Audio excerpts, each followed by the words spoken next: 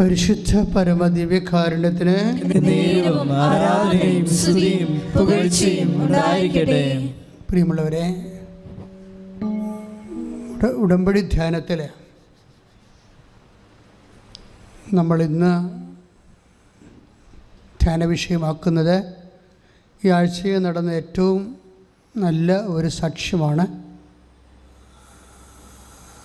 Aji Thomas Kottayam, അദ്ദേഹത്തിൻ്റെ സാക്ഷ്യമാണ് ഇപ്പോൾ ആദ്യഘട്ടത്തിൽ നമ്മളൊരു പഠന വിശ്ലേഷണത്തിന് ധ്യാനാത്മകമായ പരിചിന്തനത്തിനായി എടുക്കുന്നത്. എന്തുകൊണ്ടാണ് ഈ സാക്ഷ്യം തിരഞ്ഞെടുക്കാൻ കാരണമെന്ന് ചോദിച്ചു കഴിഞ്ഞാൽ, ഉടമ്പടിയുടെ ഒരു സമഗ്രമായ ദൈവാനുഭവത്തെ ഈ സാക്ഷ്യം മുന്നോട്ട് വെക്കുന്നു എന്നുള്ളതാണ് സാക്ഷ്യത്തിൻ്റെ പ്രത്യേകത. അച്ഛൻ ഈ സാക്ഷ്യം വിശദീകരിക്കുന്ന അനുസരിച്ച് കൊണ്ട് നിങ്ങളും നിങ്ങളുടെ മനസ്സിലെ ഉടമ്പടി എടുത്തിട്ടുള്ളവരെ അവർക്ക് സംഭവിച്ചിട്ടുള്ള വിഷയത്തിൻ്റെ മേലെ ഒരു പ്രത്യേക പരിചിന്തനം ആവശ്യപ്പെടുന്നതാണ്. കാര്യം നമ്മൾക്ക് ഉടമ്പടിയിൽ നിന്ന് ദൈവത്തിൽ നിന്ന് നമുക്ക് 2 ആനുകൂല്യങ്ങളാണ് ലഭിക്കുന്നത്. ഉടമ്പടിയിൽ ദൈവത്തിൽ നിന്ന് 2 ആനുകൂല്യങ്ങൾ. ഒന്ന് ബ്ലെസ്സിങ്സാണ്, അനുഗ്രഹങ്ങൾ കിട്ടും. അതാണ് എല്ലാവരും തന്നെ സാക്ഷ്യത്തിൽ ഹൈലൈറ്റ് ചെയ്ത് പറയുന്നത്. അവർക്ക് കിട്ടിയ ഭൗതികമായ ആനുകൂല്യങ്ങളാണ്. ഈ ദിവസങ്ങളിലുണ്ട് ഒരു സാക്ഷ്യമാണ് ഷോൺ എന്ന് പറയുന്ന കോഴിക്കോടുള്ളൊരു സഹോദരൻ്റെ സാക്ഷ്യം. അദ്ദേഹത്തിൻ്റെ വിഷയമെന്ന് പറയുന്നത് അദ്ദേഹത്തിനൊരു ട്രാൻസ്ഫർ അത്യാവശ്യമാണ്. സർക്കാർ ഉദ്യോഗസ്ഥനാണ്. അപ്പോൾ കൂട്ടുകാർ ചോദിച്ചത് കൃപാസനത്തിൽ പറഞ്ഞില്ലേ എന്നാണ് ചോദിച്ചത് അദ്ദേഹത്തോട്. എനിക്കത് കേട്ടപ്പോൾ ഭയങ്കര സർക്കാസ്റ്റിക്കായിട്ട് തോന്നി. അദ്ദേഹത്തിൻ്റെ കൂട്ടുകാർ അദ്ദേഹത്തോട് ചോദിച്ചത്, എനിക്ക് ട്രാൻസ്ഫർ ആവശ്യമാണെങ്കിൽ കൃപാസനത്തിൽ പറഞ്ഞില്ലേ എന്നാണ് ചോദിച്ചത്. അമ്മയോട് പറഞ്ഞില്ലേ എന്ന്. അങ്ങനെയൊക്കെ മനുഷ്യന്മാരിപ്പോൾ ചോദിക്കാൻ തുടങ്ങി. എന്നിട്ട് ഈ ഷോൺ വന്ന് സാക്ഷ്യം പറയുന്നത്, സർക്കാർ ഉദ്യോഗസ്ഥന്മാർക്ക് വേണമെങ്കിൽ അവരുടേതായിട്ടുള്ള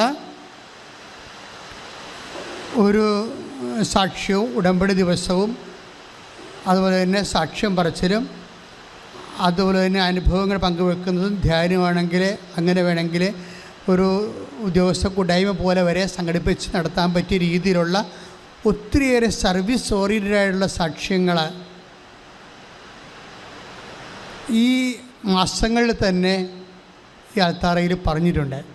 സർവീസ്, അതായത് ഉദ്യോഗസ്ഥന്മാരുടെ സാക്ഷ്യങ്ങൾ. എന്താ കാരണം എന്ന് വെച്ച് കഴിഞ്ഞാൽ അവിടെ സർവീസ് പ്രോബ്ലം. ഇപ്പോൾ ഷോണിൻ്റെ വിഷയം തന്നെ എന്താണ്, ഷോന് ട്രാൻസ്ഫർ വേണം, തലശ്ശേരിയിൽ നിന്ന് കോഴിക്കോട്ടേക്ക് വേണം. പക്ഷേ അത് പ്രോസസ്സിങ് ചെയ്തെടുക്കുമ്പോൾ 1.5 വർഷത്തെ താമസമുണ്ട്. 1.5 വർഷം കഴിഞ്ഞാൽ തീർച്ചയായിട്ടും അദ്ദേഹത്തിന് കിട്ടാൻ സാധ്യതയുണ്ട്. പക്ഷേ അദ്ദേഹത്തിൻ്റെ ലൈഫ് സിറ്റുവേഷൻ അനുസരിച്ചുകൊണ്ട് അദ്ദേഹത്തിന് ഇപ്പം തന്നെ അത് കിട്ടിയേ മതിയാകത്തുള്ളൂ. അപ്പം അതുകൊണ്ട്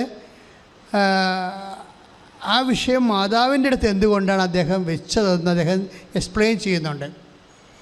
വിശ്വാസത്തോടെ എക്സ്പ്ലെയിൻ ചെയ്യുന്നതെന്ന് വെച്ചാൽ അമ്മയാകുമ്പോൾ സമയച്ചുരുക്കം സംഭവിക്കും. കാര്യം ഈ ഷോൺ എന്ന് പറയുന്ന സർക്കാർ ഉദ്യോഗസ്ഥൻ നേരത്തെ സാക്ഷ്യം പറഞ്ഞിട്ടുള്ളതാണ്. അപ്പോൾ കൃപാസനം എന്താണ്, അമ്മ എന്താണ്, അമ്മയുടെ പ്രവർത്തനം എന്താണ്, ഉടമ്പടി എന്താണെന്നൊക്കെക്കുറിച്ച് അദ്ദേഹത്തിന് വളരെ വ്യക്തതയുണ്ട്. അതുകൊണ്ടാണ് അദ്ദേഹത്തിൻ്റെ രണ്ടാമത്തെ ഒരു വിഷയം വന്നപ്പോൾ അദ്ദേഹം വന്നിട്ട് ഈ വിഷയം അമ്മ ആഗ്രഹിച്ചാൽ തീർച്ചയായിട്ടും. അപ്പോൾ കോഴിക്കോട് അവിടെ ഒരു പോസ്റ്റർ റൈസ് ചെയ്തിട്ടില്ല. അദ്ദേഹത്തെ കൊണ്ട് പ്ലേസ് ചെയ്യാൻ, തലശ്ശേരിയിൽ നിന്ന് അവിടെ കൊണ്ട് പ്ലേസ് ചെയ്യാൻ അവിടെ ഒരു പോസ്റ്റർ റൈസ് ചെയ്തിട്ടില്ല. പക്ഷേ ഉടമ്പടി എടുത്തപ്പോൾ സംഭവിച്ചത്, ഈ കോഴിക്കോടുള്ള ഒരു ഉദ്യോഗസ്ഥൻ അദ്ദേഹത്തിന് പ്രൊമോഷൻ വേണമെങ്കിൽ, അത് റിട്ടയർഡ് ആകാൻ പോവുകയാണ്, പക്ഷേ പ്രൊമോഷൻ വേണമെങ്കിൽ അദ്ദേഹത്തിന് ട്രാൻസ്ഫർ വേണം. അപ്പം അദ്ദേഹം കോഴിക്കോട് നിന്ന് ട്രാൻസ്ഫറിന് ഉടമ്പടി ചെയ്തിട്ടുണ്ട്. തലശ്ശേരിക്കാരനും ഷോണും ഉടമ്പടി ചെയ്തിട്ടുണ്ട്. ഷോണിന് വേണ്ടത് കോഴിക്കോടേക്കാണ് ട്രാൻസ്ഫർ വേണ്ടത്. അപ്പോൾ കോഴിക്കോട് നിന്ന് ഉദ്യോഗസ്ഥനും ഉടമ്പടി ചെയ്തിരിക്കുന്നത് അവിടുന്ന് അദ്ദേഹത്തിനെ വേക്കറ്റ് ചെയ്തിട്ട് ഒരു പ്രൊമോഷൻ കിട്ടാൻ വേണ്ടിയാണ്. എന്നിട്ട് ഈ സീറ്റ് റൈസ് ചെയ്ത് കഴിഞ്ഞപ്പോൾ ഷോൺ മാതാവിനോട് പറയും, മാതാവേ അമ്മ ഒരു സീറ്റ് അവിടെ വേക്കൻ്റ് ആക്കിയിട്ടുണ്ടെന്ന് എനിക്കറിയാം, അതിൽ ഞാൻ പോകാൻ അമ്മ ആഗ്രഹിക്കുന്നുണ്ടെങ്കിൽ എന്നെ സഹായിക്കണം. ആ പ്രാർത്ഥനയുടെ രീതി അതാണ്. ഞാൻ ആ സീറ്റിലേക്ക് പോകാൻ അമ്മ ആഗ്രഹിക്കുന്നുണ്ടെങ്കിൽ എന്നെ സഹായിക്കണം. അപ്പം ഇങ്ങനെ മനുഷ്യൻ്റെ ജീവിതവും ജീവിതമറിയുന്ന ദൈവവും ദൈവത്തിൻ്റെ ഇതുപോലെ ജീവിത രംഗങ്ങളിലുള്ള ഇടപെടലും ആ ഇടപെടലിനെക്കുറിച്ചുള്ള മനുഷ്യൻ്റെ ധാരണയും, ഈ നമ്മളുടെ ധാരണ ഒരു ഭയങ്കര വിഷയമാണ്. അതായത് എപ്പോഴും നമ്മൾ ആധ്യാത്മികമായിട്ട് വളരാൻ ഉദ്ദേശിക്കുന്നുണ്ടെങ്കിൽ നിങ്ങൾ നിരന്തരം ധാരണകളെ സമർപ്പിച്ച് പ്രാർത്ഥിക്കണം. ദൈവത്തെക്കുറിച്ചുള്ള ധാരണ, പിന്നെന്താണ് നമ്മളെക്കുറിച്ചുള്ള ധാരണ, നമ്മൾ ദൈവത്തിൽ ആശ്രയിക്കുമ്പോൾ ഉണ്ടാകുന്ന വിഷയങ്ങളെക്കുറിച്ചുള്ള ധാരണ, ഇങ്ങനെ എല്ലാ കാര്യങ്ങൾക്കും വ്യക്തത, ധാരണ, ഒരു ദൈവ മനുഷ്യ സംസർഗത്തിൻ്റെ, അതുപോലെ തന്നെ മുന്നോട്ടുള്ള ഒരു യാത്രയുടെ ഒരു അനിഷേധ്യമായിട്ടുള്ള ഒരു ഘടകമാണ് ധാരണ. അച്ഛനോട് ചേർന്ന് പ്രാർത്ഥിക്കുക. കർത്താവായ ദൈവമേ, കൈ നെഞ്ചത്ത് വെച്ചുകൊണ്ട് പ്രാർത്ഥിക്കുക. കർത്താവായ ദൈവമേ, എനിക്ക് നല്ല ധാരണകൾ തരണമേ. അങ്ങയെക്കുറിച്ചുള്ള ധാരണകള്, എൻ്റെ ജീവിതത്തെക്കുറിച്ചുള്ള ധാരണകള് അങ്ങയുടെ തിരുസന്നിധിയിൽ എൻ്റെ ജീവിത അവസ്ഥകള് സമർപ്പിക്കുമ്പോൾ അങ്ങ് അതിലിടപെടുന്ന രീതിയെക്കുറിച്ചുള്ള ധാരണകള് എന്നെ അഭിഷേകം ചെയ്യണമേ. ശ്രദ്ധിക്കട്ടെ. ഹല്ലേലൂയ.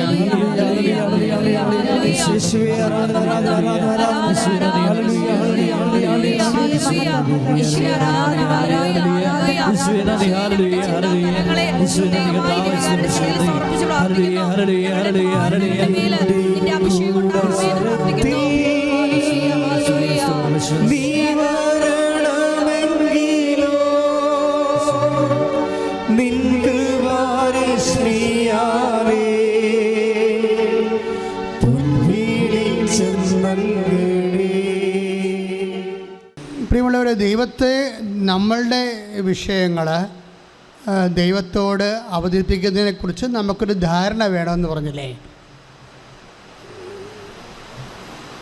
ഈ ധാരണകളെ വളരെ ആത്മാവിൽ അഭിഷേകമുള്ളവർ വളരെ കൃത്യമായിട്ട് ആ ധാരണകൾ ദൈവതിരുസന്നിധിയിൽ പങ്കുവെക്കുന്നത് കാണാം. നമ്മളെന്തുമാത്രം സൂക്ഷ്മതയോടെ നമ്മുടെ അവസ്ഥകളെക്കുറിച്ച് ദൈവത്തോട് പറയുന്നുവോ അത്ര കണ്ട് നമുക്ക് ആ വിഷയത്തെക്കുറിച്ച് ധാരണയുണ്ടോ, ആ വിഷയത്തിന് മേൽ ദൈവം ഇടപെടുമെന്നുള്ളൊരു ധാരണയുണ്ട്. എല്ലാം ധാരണയാണ്. അതാ 119 സങ്കീർത്തനം നോക്കിയേ. സങ്കീർത്തനം 119:26 വായിച്ചോളൂ. എൻ്റെ അവസ്ഥ ഞാൻ വിവരിച്ചപ്പോൾ അങ്ങ് എനിക്ക് ഉത്തരമരുളി. അങ്ങയുടെ ചട്ടങ്ങൾ എന്നെ പഠിപ്പിക്കണമേ. അതായത് എൻ്റെ അവസ്ഥ ഞാൻ വിവരിച്ചപ്പോൾ, എൻ്റെ പറഞ്ഞേ, എൻ്റെ അവസ്ഥ ഞാൻ വിവരിച്ചപ്പോൾ അങ്ങ് എനിക്ക് ഉത്തരമരുളി. അതാണ് സങ്കീർത്തനം 119:26. അപ്പം അവസ്ഥകൾ എന്തിനുള്ളതാണ്? വിവരിക്കാനുള്ളതാണ്. അല്ലാതെ നമ്മളെ ചിലർ ആ ദൈവത്തിന് എല്ലാം അറിയാമല്ലോ എന്ന് പറയും. ദൈവത്തിന് അറിയാമെന്നുള്ളത് പ്രാർത്ഥനയുടെ ഒരു സബ്ജക്റ്റ് അല്ല. അതെപ്പോഴും നമ്മൾ ശ്രദ്ധിച്ചു. ചിലർ പ്രാർത്ഥനയെക്കുറിച്ച് പറയുമ്പോഴോ ദൈവത്തിന് എല്ലാം അറിയാമല്ലോ. ദൈവത്തിനെല്ലാം അറിയാം. പക്ഷേ ചോദിക്കുവിൻ നിങ്ങൾക്ക് ലഭിക്കുമെന്നുള്ളതാണ് ദൈവത്തിൻ്റെ മനസ്സിലിരിപ്പ്. ദൈവത്തിന് അറിയാവുന്നതിനേക്കാൾ വലിയ കാര്യമാണ് ദൈവത്തിൻ്റെ മനസ്സിലിരിപ്പ് എന്താണെന്നുള്ളത്. ദൈവത്തിന് എന്താണ് മനസ്സിലിരിപ്പ്? അതിനെക്കുറിച്ച് ധാരണ വേണം. എന്താ ധാരണ? നമ്മൾ ചോദിച്ചിട്ട് തരണമെന്നുള്ളതാണ് ദൈവത്തിൻ്റെ മനസ്സിലിരിപ്പ്. നമ്മൾ ചോദിക്കണം, ചോദിച്ചിട്ട് തരണം. ചോദിക്കണമെങ്കിൽ നമ്മൾക്ക് എന്ത് വേണം? തരണമെങ്കിൽ എന്ത് വേണം? അതൊരു ധാരണയല്ലേ? ചോദിക്കണമെങ്കിൽ നമുക്ക് എന്ത് വേണം? വിശ്വാസം വേണം. പോരാ, പിന്നെ എന്താണ്? നല്ല ദൈവസ്നേഹം വേണം. ദൈവസ്നേഹവും വിശ്വാസവും ഇല്ലാത്തവർക്ക് ചോദിക്കാൻ പാടായിരിക്കും. അവരിങ്ങനെ ദൈവത്തിനെല്ലാം അറിയാമല്ലോ എന്നും പറഞ്ഞിരിക്കുന്നത് ഒരു തരം ഒളിച്ചോട്ടമാണ്. എന്താ കാര്യം? ദൈവത്തിന് അറിയാം, പക്ഷേ നല്ല മോഹത്തോടു കൂടി ചോദിക്കാനുള്ള ആത്മീയ അവസ്ഥ ഇവർക്കുണ്ടാകത്തില്ല. അതാണ് അവിടുത്തെ വരുന്ന ഒരു വിഷയം. അതായത് നമ്മൾ ചോദിക്കണമെങ്കിൽ സ്വാഭാവികമായിട്ടും നമുക്കെന്ത് വേണം? ചളിപ്പുണ്ടാകരുത്, അല്ലേ? ചോദിച്ചാൽ കിട്ടുമോ, തരുമോ, നമ്മളവർക്കറിയാവോ? ഇപ്പം നമ്മളെ മനുഷ്യന്മാരോട് പരിചയമില്ലാത്തവരോട് നമ്മളോട് ചോദിക്കുമോ? സമയം എന്താണെന്ന് ചോദിക്കും. അത്രയും വാച്ച് ഉണ്ടെങ്കിൽ സമയം എന്താണെന്ന് ചോദിക്കും. അത്രയും ചോദിക്കുന്നത്. സാങ്കേതികമായ കുറച്ച് കാര്യങ്ങൾ ചോദിക്കും. വ്യക്തിപരമായ ഒരു കാര്യവും നമ്മൾ ചോദിക്കത്തില്ല ഇല്ലാത്തവരോട്. അതൊരു ധാരണയാണ്, ഒരു ധാരണയാണ്. ഇതുപോലെ നമ്മൾക്ക് ദൈവത്തോട് ചോദിക്കണമെങ്കിൽ ഇപ്പോൾ സങ്കീർത്തനം 119:26 പറയുന്ന പോലെ എൻ്റെ അവസ്ഥകൾ പറയണമെങ്കിൽ അത്രയും ആന്തരികമായ ആത്മാർത്ഥതയും ബന്ധവും ഉണ്ടാകണം. അതാണൊരു ധാരണ. ഇനി അതായത് നമുക്ക് ഉറപ്പുണ്ടാകണം. ചോദിച്ചാൽ മാത്രം പോരാ, നമ്മൾക്ക് കിട്ടുമായിരിക്കും, അല്ലേ? കിട്ടിയാൽ കൊള്ളാം, കിട്ടിയാൽ നന്നായിരുന്നു. ഇങ്ങനെയൊക്കെയുള്ള ഒരു അകന്ന അഴകുഴമ്പനായിട്ടുള്ള റിലേഷനാണ് നമുക്കുള്ളതുണ്ടെങ്കിൽ സ്വാഭാവികമായിട്ട് നിൻ്റെ ഉത്തരം ലാഗ് ചെയ്യുകയോ ആ ഉത്തരം ഡാമേജ് ചെയ്യുകയോ ചെയ്യാൻ സാധ്യതയുണ്ട്. നമ്മളെ അതായത് ദൈവത്തോടുള്ള നമ്മുടെ ഇടപെടൽ, പ്രത്യേകിച്ച് ഉടമ്പടി മുഖേനയുള്ള ഇടപെടലെന്ന് പറയുമ്പോൾ ഒരു ഉറപ്പിൻ്റെ അടിസ്ഥാനത്തിലാണത്. ഉടമ്പടി എന്ന് പറഞ്ഞാൽ ഉടമ്പടി ഒരു ഉറപ്പാണ്. നമുക്ക് ഇപ്പോൾ 1 യോഹന്നാൻ്റെ സുവിശേഷം 1 യോഹന്നാൻ 5:14 ഇതുപോലെ ഉറപ്പിനെ കുറിച്ച് പറയുന്നതാണ്. 1 യോഹന്നാൻ 5:14 ശ്രദ്ധിക്കട്ടെ. അവന്റെ ഇഷ്ടത്തിനനുസൃതമായി എന്തെങ്കിലും നാം ചോദിച്ചാൽ, കേൾക്കുക, അവന്റെ ഇഷ്ടത്തിന് അനുസൃതമായി എന്തെങ്കിലും നമ്മൾ ചോദിച്ചാൽ വായിച്ചോളൂ. അവിടുന്ന് നമ്മുടെ പ്രാർത്ഥന കേൾക്കും എന്നതാണ് നമുക്ക് അവനിലുള്ള ഉറപ്പ്. അപ്പം ഈ ഉറപ്പ് എങ്ങനെയാണത്? ബൈബിളിൽ ഇവിടെ മാത്രമേ ഉള്ളൂ ഇത്ര ഉറപ്പ്. അതായത് അവൻ്റെ ഇഷ്ടത്തിനനുസൃതമായി എന്തെങ്കിലും നമ്മൾ ചോദിച്ചാൽ നമുക്കത് ലഭിക്കുമെന്നുള്ളതാണ് നമുക്ക് അവനിലുള്ള ഉറപ്പ്. ആര്? ഈശോയിലുള്ള ഉറപ്പ്. അപ്പോൾ എപ്പോഴും നമ്മൾ ശ്രദ്ധിക്കേണ്ടത് നമ്മൾ ചോദിക്കുന്ന വിഷയം ദൈവത്തിൻ്റെ മനസ്സിന് അനുപേക്ഷണീയമായിരിക്കണം. അതുകൊണ്ട് ഷോൺ ആ ഉദ്യോഗസ്ഥൻ അങ്ങനെ പറഞ്ഞ കർത്താവ് ഒരു സീറ്റ് റൈസ് ചെയ്തിട്ടുണ്ട്, അവിടെ വേക്കൻ്റ് ആയിട്ടുണ്ട് കോഴിക്കോട്. അവിടെ ഞാൻ പോയി ഇരിക്കണമെന്നാണ് അങ്ങ് ആഗ്രഹിക്കുന്നുണ്ടെങ്കിൽ എന്നെ സഹായിക്കണം. ആ പ്രാർത്ഥന അദ്ദേഹം നല്ലവണ്ണമാണ് സാക്ഷ്യപ്പെടുത്തിയിരിക്കുന്നത്. അതായത് എനിക്കത് കിട്ടണമെന്നാണ് അങ്ങ് ആഗ്രഹിക്കുന്നുണ്ടെങ്കിൽ എന്നെ സഹായിക്കണം. അപ്പോൾ അതിൻ്റെ അകത്ത് വേറെ ആരെയും ബുദ്ധിമുട്ടിക്കുന്നില്ല നമ്മൾ. സ്വാഭാവികമായി അദ്ദേഹത്തിന് ലഭിക്കാൻ സാധ്യതയുണ്ട്. കിട്ടിയാൽ അദ്ദേഹത്തിൻ്റെ ജീവിതത്തിൽ കുറച്ച് മെച്ചങ്ങളുണ്ട്. അതെല്ലാം ദൈവത്തോട് അവസ്ഥയായിട്ട് പറയുകയാണ്. അതാണ് സങ്കീർത്തനം 119:26. എൻ്റെ അവസ്ഥ ഞാൻ പറഞ്ഞപ്പോൾ. അവസ്ഥകൾ എന്തിനുള്ളതാണ്? ദൈവത്തോട് പറയാനുള്ളതാണ്. ആൾക്കാരുടെ എല്ലാത്തിൻ്റെയും വിഷയം അവസ്ഥ പറയുന്നില്ല എന്നുള്ളതാണേ. അവസ്ഥകളെ ഇങ്ങനെ നമ്മൾ ഒരു ക്യാപ്ഷൻ പോലെ സാങ്കേതികമായിട്ട് പറയും. അതല്ല, അതുമൂലം നീ അനുഭവിക്കുന്ന വിഷമതകൾ, ഭാവിയിൽ അനുഭവിക്കാൻ പോകുന്ന പ്രയാസങ്ങൾ, അതുമൂലം നിൻ്റെ വീട്ടിലുണ്ടായിരിക്കുന്ന തിക്കുമുട്ടലുകൾ, നിൻ്റെ ഞെരുക്കങ്ങൾ, ഇത് നീ ദൈവത്തോട് പറയണമെങ്കിൽ എന്ത് വേണം? നമുക്ക് ദൈവത്തോട് സ്നേഹം വേണം. ദൈവത്തോട് ഇപ്പം നമ്മൾക്ക് ദൈവം തരണമെങ്കിലും ഇപ്പം നമുക്കറിയാം ഏതാണ്ട് 8850 വാഗ്ദാനങ്ങൾ ബൈബിളിലുണ്ട്. 8850 വാഗ്ദാനങ്ങൾ. പല ബൈബിൾ പണ്ഡിതന്മാരും പല നമ്പർ പറയുന്നുണ്ടെങ്കിൽ ഏറെക്കുറെ പൊതുവെ എല്ലാവരും അംഗീകരിക്കുന്നത് 8850 പ്രോമിസസ് ബൈബിളിലുണ്ടെന്നാണ്. അതെല്ലാം പ്രോമിസാണ്, വാഗ്ദാനങ്ങളാണ്. ഈ വാഗ്ദാനങ്ങൾ നിസ്സാരമായത് നമ്മളുടെ അനുദിന ജീവിത കഴിഞ്ഞുകൂടൽ തൊട്ട് നിത്യജീവിതം വരെയുള്ള വിഷയങ്ങൾ എല്ലാം ദൈവം നമ്മൾക്ക് ലഭിക്കുന്നതിൻ്റെ കാരണം അത് ദൈവത്തിൻ്റെ മനസ്സായത് കൊണ്ടാണ്.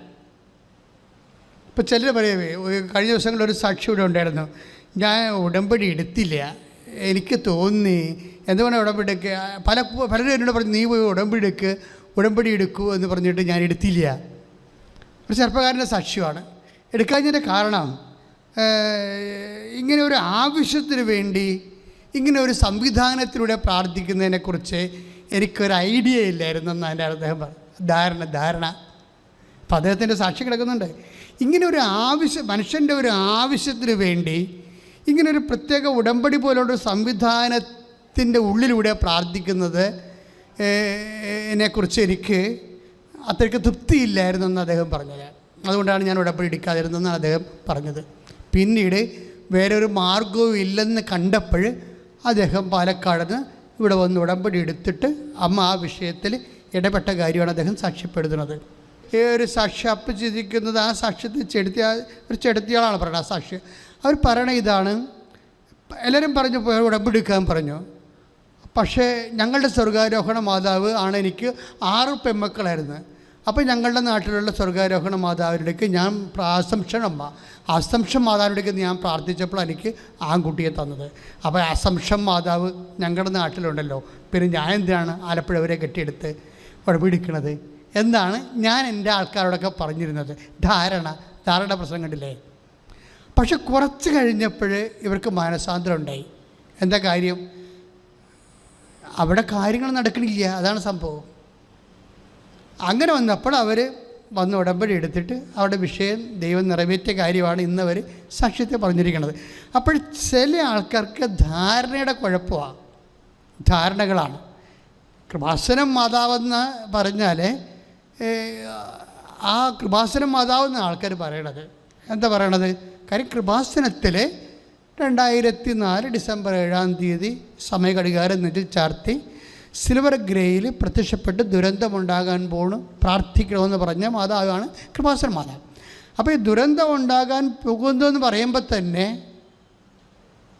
അതിനെ പ്രെയർ ചെയ്ത് പ്രാർത്ഥിച്ച് ദൈവതിരുസന്നിധിയിൽ സ്വകാര്യം മനുഷ്യൻ്റെ ബുദ്ധി കൊണ്ടോ കഴിവ് കൊണ്ടോ സ്വാധീനം കൊണ്ട് ശക്തി കൊണ്ട് പരിഹരിക്കാൻ പറ്റാത്ത വിഷയം ആണ് പലപ്പോഴും ദൈവം തന്നെ അമ്മ തന്നെ പ്രത്യക്ഷപ്പെട്ടിട്ട് അത് പ്രാർത്ഥിക്കണമെന്ന് പറയേണ്ടത് ദൈവികമായ വിഷയമായിട്ട് മാറ്റുന്നതിൻ്റെ കാര്യം അതാണ്. അപ്പോൾ ഇതൊക്കെ നമ്മളല്ല പറയേണ്ടത്, സഭയാണ് പറയേണ്ടത്. അതുകൊണ്ടാണ് നമ്മൾ പ്രത്യക്ഷീകരണ പ്രാർത്ഥന മുടങ്ങാതെ ചെല്ലണത്.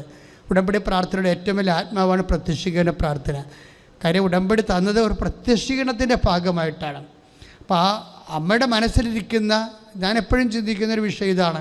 അമ്മ ഓളോടെ സഡൻ അങ്ങനെ ഏകപക്ഷീയമായിട്ട് തീരുമാനം എടുത്ത് കൃപാസനത്തിൽ പ്രത്യക്ഷപ്പെട്ടെന്ന് ഈശോ ദിവ്യകുർബാന ഇവിടെ ഇരിക്കൊണ്ട് ജീവനോടെ കിടത്ത അന്ന് ഈശോ ജീവനോടെ അൾത്താരയിലുണ്ടായിരുന്ന സമയത്താണ് അമ്മ പ്രത്യക്ഷപ്പെടുന്നത്. ഞാൻ കരുതണില്ല അമ്മ ഏകപക്ഷീയമായിട്ട് എടുത്ത ഒരു തീരുമാനമാണെന്ന്. അങ്ങനെ എടുക്കാൻ പറ്റത്തില്ല. ഈശോ അറിഞ്ഞാണ് അമ്മ പ്രത്യക്ഷപ്പെട്ടത്. എങ്കിൽ പരമപിതാവ് പറഞ്ഞാണ് പ്രത്യക്ഷപ്പെട്ടത്. എങ്കിൽ പരിശുദ്ധാത്മാവ് പറഞ്ഞ തിത്തക്ക് ദൈവം പറഞ്ഞാണ് പരിശുദ്ധാത്മ കൃപാസനത്തിലെ ആൽത്തറയിൽ ആരാധന മധ്യേ പ്രത്യക്ഷപ്പെട്ട് ദുരന്തമുണ്ടാകാൻ പോകണം പ്രാർത്ഥിക്കണമെന്ന് പറഞ്ഞെങ്കിൽ അത്രയും പ്രധാനപ്പെട്ടൊരു വിഷയത്തെക്കുറിച്ച് അതൊരു മനുഷ്യരാശിയെ മുഴുവനും ബാധിക്കുന്നൊരു വിഷയമായത് കാരണം അത് പറയേണ്ടത് സഭയല്ലേ. സഭ ആ വിഷയം ഏറ്റെടുത്ത് പഠിക്കാനും അതിലുള്ള ദൈവ മനസ്സെന്താനും വെളിപ്പെടുത്താനുമാണ് നമ്മൾ പ്രത്യക്ഷീകരണ പ്രാർത്ഥന ചൊല്ലണത്. ഒരു ദിവസം രാവിലെ യൂട്യൂബിൽ നോക്കുമ്പോൾ എങ്ങനെയായാലും 17,000 പേരാണ് പ്രത്യക്ഷീകരണ പ്രാർത്ഥന ചൊല്ലണത്. അത് കാര്യം ഇതിൻ്റെ ഭാഗമാണ് പ്രത്യക്ഷീകരണ പ്രാർത്ഥന. ചില ആൾക്കാർ എവിടെ പോകുമ്പോഴും പ്രത്യക്ഷീകരണ പ്രാർത്ഥന ചൊല്ലിക്കൊണ്ടാണ് പോണത്. കാര്യം അവർക്ക് അതിനെക്കുറിച്ച് വ്യക്തമായ ധാരണയുണ്ട്. എന്താണ് ഉടമ്പടി, ഉടമ്പടിയിലേക്ക് എങ്ങനെ പ്രത്യക്ഷീകരണ പ്രാർത്ഥന നയിക്കുന്നത്, ആ പ്രത്യക്ഷീകരണ പ്രാർത്ഥനയിലൂടെ ദൈവത്തിൻ്റെ മനസ്സ് എങ്ങനെയാണ് വെളിപ്പെടുന്നത്, എല്ലാത്തിനെക്കുറിച്ചും വ്യക്തമായ എഡ്യൂക്കേഷൻ. ഉടമ്പടി ധ്യാനം എന്ന് പറയുമ്പോൾ ഉടമ്പടിയെക്കുറിച്ച് വ്യക്തതയുണ്ടാണ് നമുക്ക്.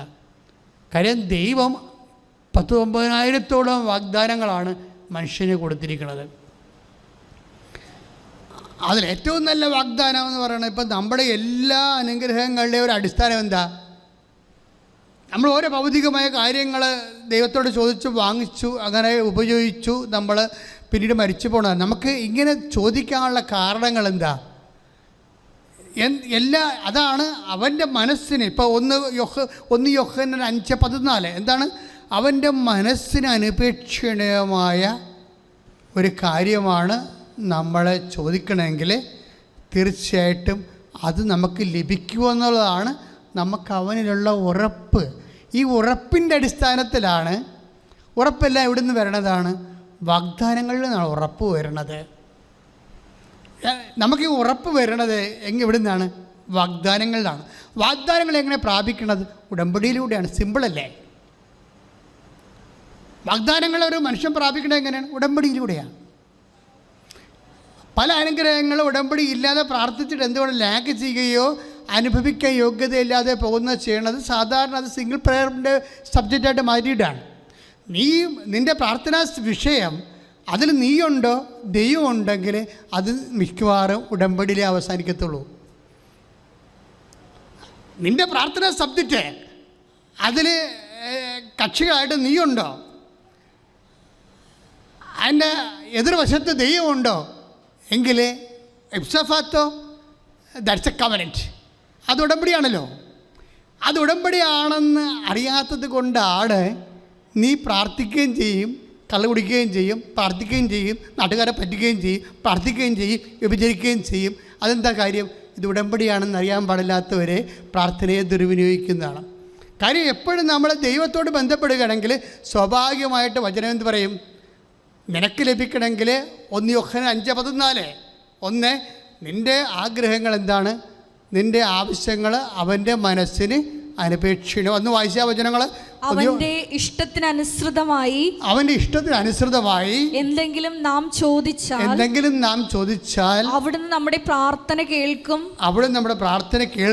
എന്നതാണ് നമുക്ക് അവനിലുള്ള ഉറപ്പ്. അപ്പം പ്രാർത്ഥന കേൾക്കുമെന്നുള്ളത് നമ്മൾക്ക് ആരിലുള്ള ഉറപ്പാണ്? യേശുവിലുള്ള ഉറപ്പാണ്. കാര്യം എന്താണ്? യേശുവിലുള്ള ഉറപ്പാണ്. കാര്യം യേശു തന്നെ യോഹന്നാന്റെ സുവിശേഷം 14:14 സ്തുതിക്കട്ടെ ഹല്ലേലൂയ.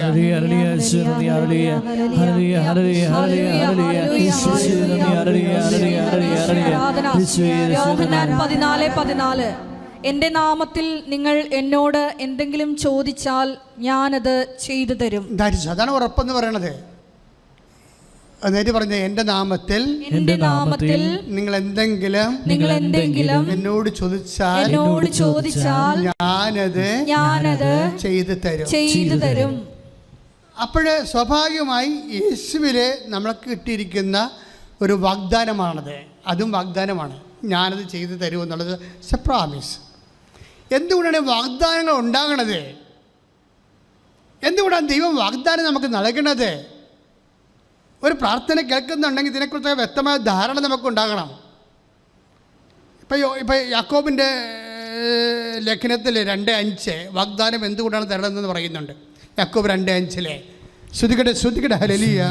എന്റെ പ്രിയ സഹോദരരെ ശ്രവിക്കുവിൻ.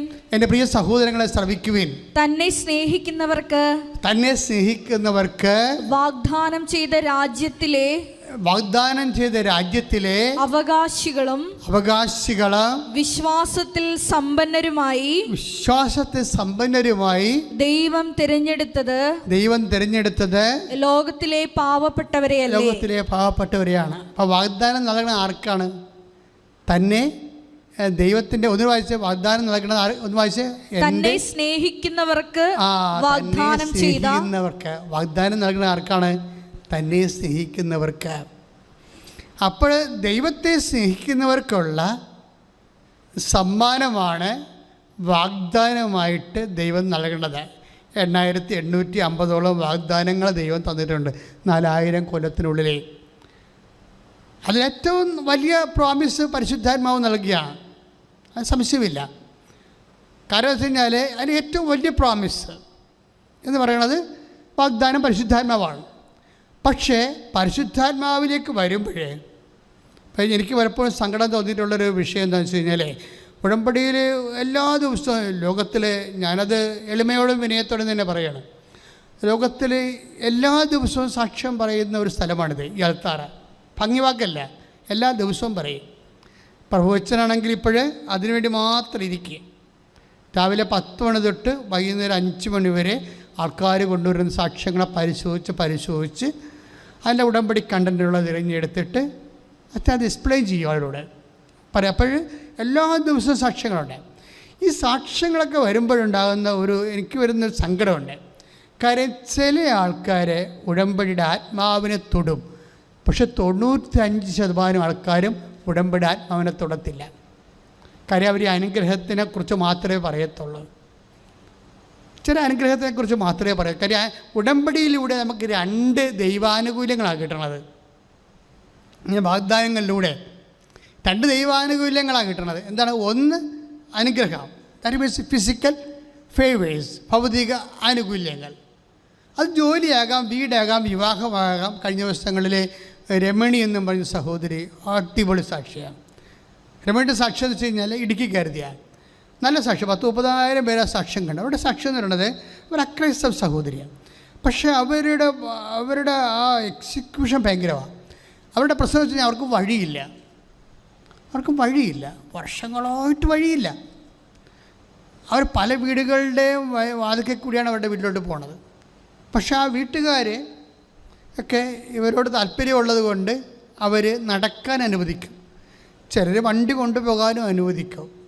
പക്ഷേ ഇപ്പോൾ ഒരു പ്രശ്നം അവർക്കുണ്ടായി. എന്താ പ്രശ്നം വെച്ച് കഴിഞ്ഞാൽ, അവർ വീട് വെച്ചപ്പോൾ കടമായിപ്പോയി, ലോൺ എടുത്തപ്പോഴേ കടമായിപ്പോയി, ലോൺ തിരിച്ചടക്കാൻ പറ്റാതെ വരികയോ അങ്ങനെ വീട് വിൽക്കേണ്ട ഒരവസ്ഥ വന്നു. പക്ഷേ ഈ വഴിയില്ലാത്ത വീടാണത്. വഴിയില്ലാത്ത വീട് എങ്ങനെ വിൽക്കാൻ പറ്റും? മറ്റുള്ളവരുടെ ഔദാര്യം കൊണ്ടാണ് ഈ ആ വീട് കെട്ടിപ്പൊക്കാനുള്ള കട്ടയും കല്ലും മണ്ണും സിമൻറ്റും ചരലും കമ്പിയും ഒക്കെ വലിച്ചുകൊണ്ട് പോകുന്നതെങ്കിലും വീട് വെച്ചെങ്കിലും വഴിയില്ലാത്ത വീടാണ്. അല്ല, രമണി അത് നന്നായിട്ട് പറയുന്നുണ്ട് കേട്ടോ. എന്നുവെച്ചാൽ വഴിയില്ലാതെ മാത്രമല്ല, പ്രമാണത്തെ പോലും വഴിയില്ല.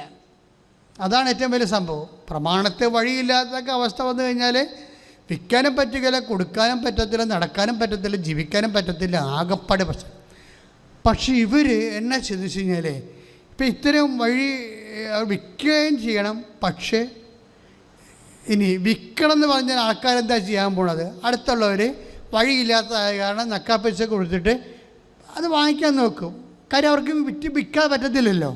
അപ്പം അതുകൊണ്ട് അത് ചൂഷണം ചെയ്യും. അവരുടെ ഒരു അക്കടി വീണ് കിടക്കുന്ന ഒരവസ്ഥയെ മാക്സിമം ചൂഷണം ചെയ്തിട്ട് മനുഷ്യത്വം ഇല്ലാതെ അത് പെട്ടവരൊക്കെ അത് ചക്കരക്കാശിനത് വാങ്ങിക്കുകയുള്ള ആൾക്കാർ ചെയ്യുന്നത്. ഞങ്ങൾക്ക് ആവശ്യമില്ലെന്ന് പറഞ്ഞിട്ട് ഇതിൻ്റെ അവസാനം വില കുറച്ച് വേറെ ആരും വന്ന് എടുക്കത്തുമില്ല. വഴിയില്ലാത്തത് പ്രമാണത്തെ പോലെ വഴിയില്ലല്ലോ. അപ്പം നിങ്ങളവർക്ക് ഈ ഉടമ്പടിയിലൊക്കെ വരുന്ന വിഷയങ്ങളെന്നൊക്കെ പറഞ്ഞതേ നമ്മളെ കേട്ടാൽ തന്നെ പേടിച്ചു പോകുന്ന വിഷയമാണ്.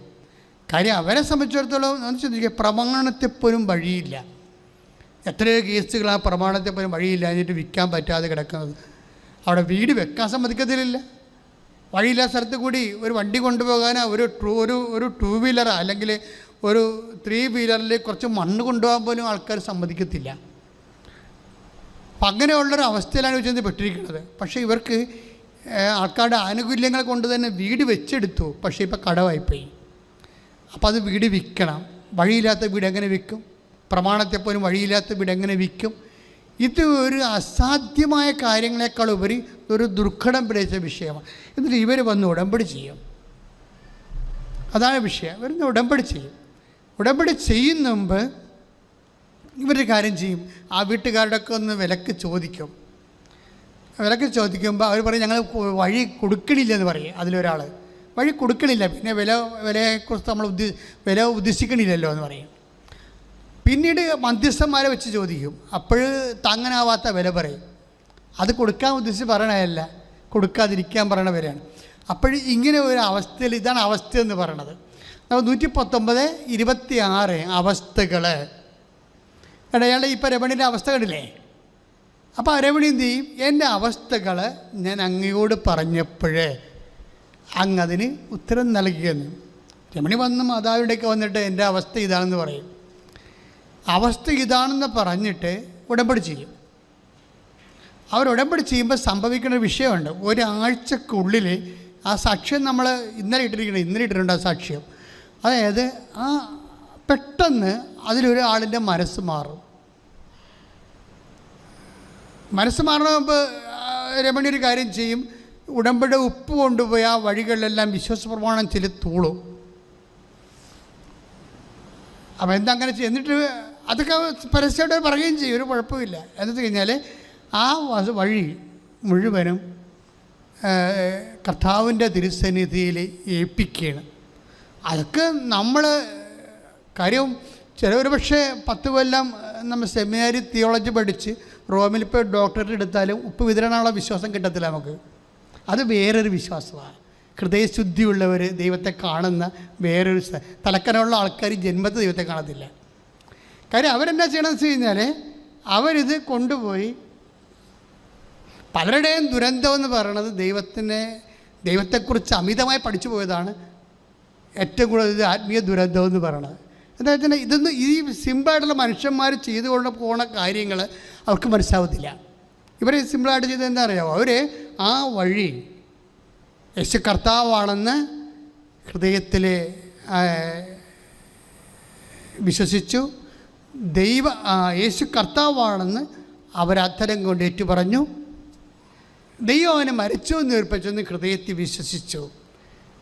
അപ്പോഴും നമുക്കെതിരെ നിൽക്കുന്ന പ്രതിലോമ ശക്തികളെ മുകളിൽ ക്രിസ്തുവിനെ പ്രഖ്യാപിക്കുമ്പോഴാണ് നമ്മൾ അതിൻ്റെ അടയാളമായിട്ടാണ് ഉപ്പ് വിതരണമൊക്കെ. പള്ളിയിൽ നിന്ന് വെഞ്ചരിച്ചൊക്കെ തരുന്നില്ലേ? സാധാരണ വെഞ്ചരിച്ച് കൊണ്ട് ജനറൽ ബ്ലെസ്സിങ് ഉണ്ട്. കൃപാസനത്തിൽ ഉള്ളതുപോലെ പർട്ടിക്കുലർ ബ്ലെസ്സിങ് ഉണ്ട്. ഓരോ വിഷയങ്ങൾക്കും വ്യത്യസ്തങ്ങളായ ബ്ലെസ്സിങ്സ് ഉണ്ട്. പക്ഷേ ഈ ബ്ലെസ്സിങ്സ് കിട്ടിയ ബ്ലെസ് ചെയ്തിരിക്കുന്ന വിഷയങ്ങൾ അത് കൈപ്പറ്റുന്ന ആൾക്കാർ അതേ പവറിൽ കൊണ്ടുപോയാണത് ഇംപ്ലിമെൻറ്റ് ചെയ്യേണ്ടത്. അവരും ഇതുപോലെ അതാണ് രമണി പറഞ്ഞത്. ഞാൻ വിശ്വാസപ്രമാണം പഠിച്ചു, ആണ് ഉപ്പ് വഴികളിൽ കൊണ്ട് വിതറിയപ്പോഴേ അവിടെ യേശു കർത്താവായില്ലേ? ബാക്കി ഉണ്ടാകുന്ന എല്ലാ ശക്തികളും അപ്പം നിർവീര്യമാകും. ഇപ്പം ഈ മനുഷ്യൻ്റെ മനസ്സ് മാറിയിട്ട് അവിടുത്തെ നിങ്ങൾക്ക് ഞാൻ വഴി തരാമെന്ന് പറയും. അതെങ്ങനെ? 11 അടി വഴിയുള്ള 10 സെൻറ്റ് വഴിയാണ് കൊടുക്കണത്. 10 സെൻറ്റ് വഴി ഒന്ന് ചിന്തിച്ച് നോക്കിയേ. ഒരു പക്ഷേ ഈ ആഴ്ചത്തെ ഏറ്റവും ടോപ്പ് സാക്ഷ്യവതം 10 സെൻറ്റ് വഴി. ഇത്രയും വർഷം പ്രമാണത്തിപ്പോലും വഴിയില്ലാതെ കിടന്നൊരു സഹോദരിക്ക് 10 സെൻറ്റ് വഴി ചുരുങ്ങിയ അവർ വേണത് എനിക്കത് വിശ്വസിക്കാൻ പറ്റിയിരുന്നതാണ്. കാര്യം ആ ചേട്ടൻ വളരെ ചുരുങ്ങിയ വിലക്കാണത് കൊടുക്കണം. വളരെ ചുരുങ്ങിയ വിലക്ക് ആ വഴി മുഴുവൻ കൊടുക്കണത്. ഇപ്പം നടക്കാത്ത കാര്യമില്ല, പക്ഷെ നടത്തേണ്ടതുപോലെ നടത്താനുള്ള ആംബിയർ നമുക്ക് വേണം. ആ സാക്ഷ്യം ഒന്ന് ശ്രുതികട ഹല്ലേലൂയ.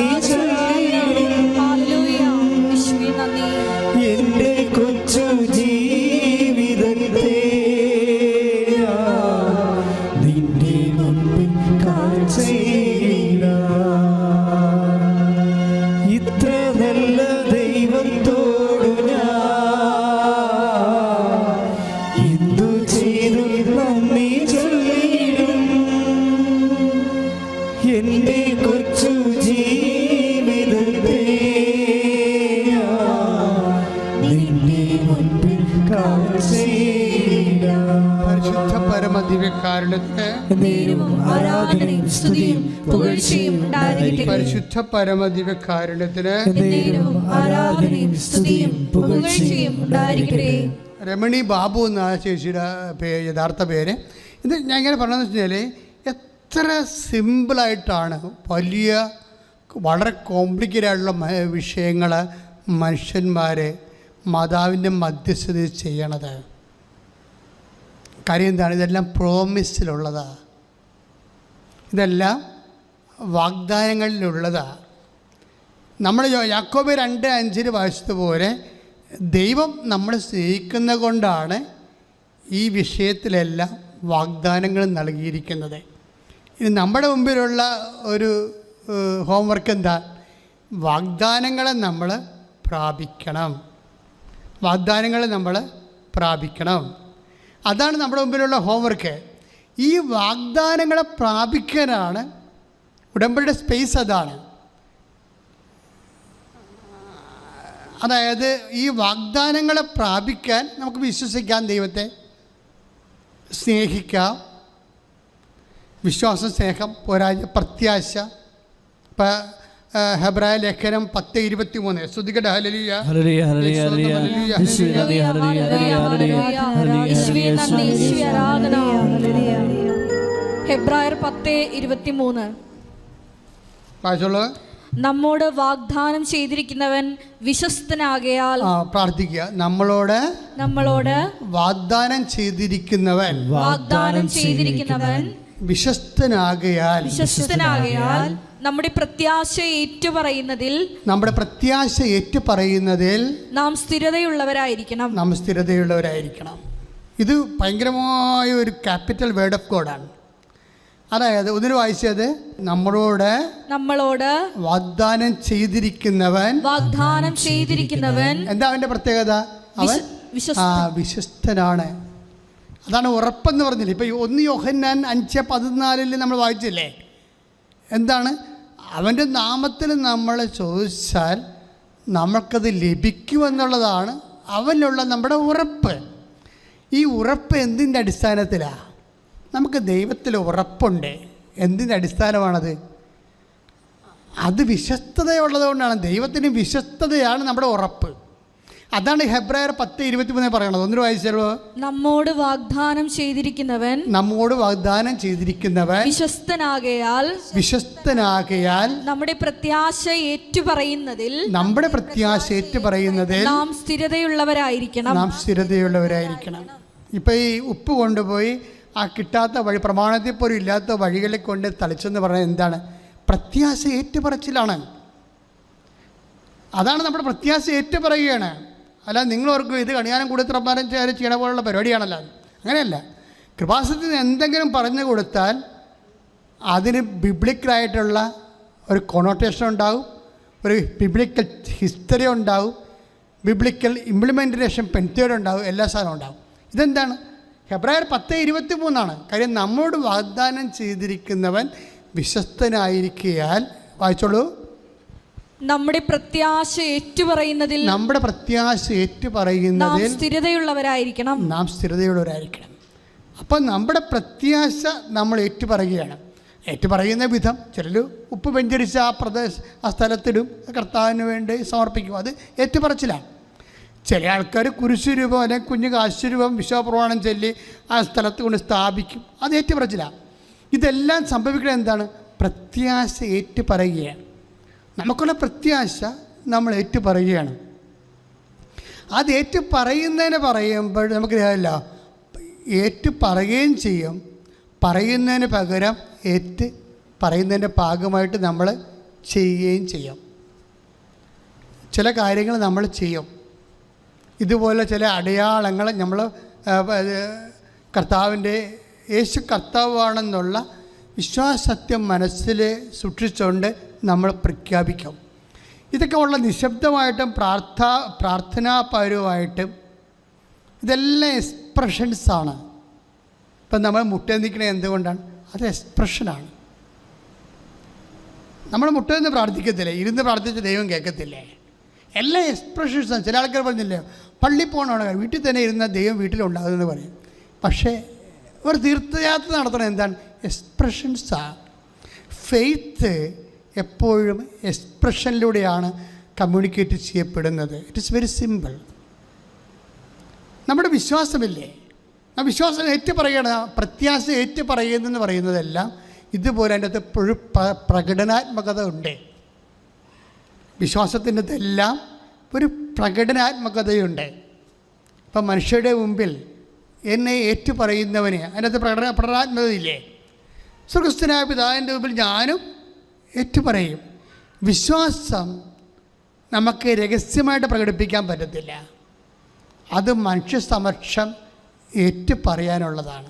10:32 നമ്മൾ എപ്പോഴും വായിക്കുന്ന യോഹന്നാൻ്റെ മത്തായിയുടെ സുവിശേഷത്തിലെ അതായത് എപ്പോഴെല്ലാം വിശ്വാസം ഏറ്റു പറയാൻ നിനക്കൊരവസരം കിട്ടുന്നുണ്ടോ അതനുസരിച്ച് നിൻ്റെ ആവശ്യത്തിനൊപ്പം പ്രത്യാശയോടുകൂടി നീ ദൈവത്തിൽ വളരണം.